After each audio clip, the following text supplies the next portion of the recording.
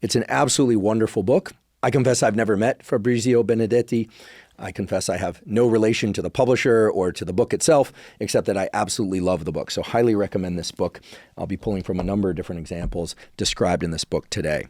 To my mind, one of the most interesting examples of placebo effect is where placebo is given and can profoundly change levels of dopamine release in the brain. Now, the study I'm about to describe was done in Parkinson's patients.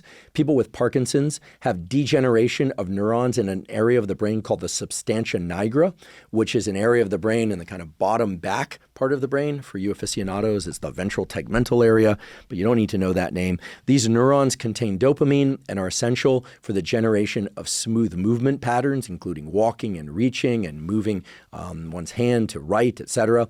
And of course, dopamine is involved in a bunch of other things too, including motivation and reward. In people with Parkinson's, depending on how severe and advanced the Parkinson's is, they suffer deficits in the ability to generate smooth movements and often deficits in motivation and reward pathways as well. Now, there are many different treatments for Parkinson's, some more successful than others. Unfortunately, it's still not completely curable, at least not at this time.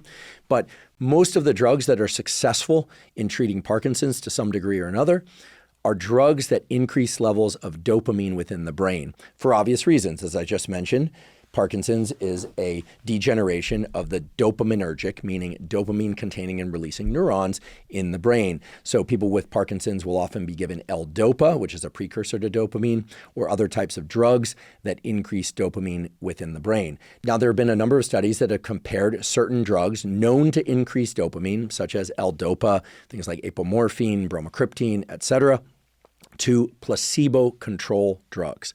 And one of the interesting takeaways from those studies is that, yes, drugs like L-Dopa, bromocriptine, et cetera, increase dopamine and at least can partially or transiently improve symptoms of Parkinson's in many, not all patients with Parkinson's. The placebo drugs given in many of those studies, which were simply a sugar pill or some other inert pill, it doesn't contain any chemicals that are known to directly bind to or increase dopamine in the brain.